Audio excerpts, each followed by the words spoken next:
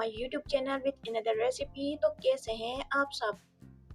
आज हम बनाने वाले हैं अचारी दाल लौकी की रेसिपी, जो कि बहुत ही ज़बरदस्त होने वाली है। रेसिपी को देखने के लिए वीडियो को एंड तक ज़रूर देखेगा। तो चलिए हम अपनी रेसिपी स्टार्ट करते हैं। तो जी यहाँ पर हमने लौकी ली है 1 kg, 2 टमाटर, 2 प्याज, 3 से 4 हरी मिर्च और अदरक लहसुन लिया है। यहाँ पर हम लौकी को छिलकर उसकी नॉर्मल कटिंग कर लेंगे, ना ज़्यादा मोटी ना ज़्यादा बारीक। यहाँ पर हम प्याज को भी बारीक कटिंग कर लेंगे, टमाटर की भी बारीक कटिंग कर लेंगे।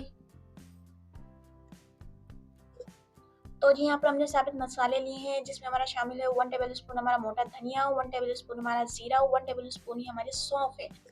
यहाँ पर हमने मोटे धनिया को नॉर्मल क्रश करना है, ना ज़्यादा बारीक ना ज़्यादा मोटा, क्योंकि आज हमारी रेसिपी जो है अचारी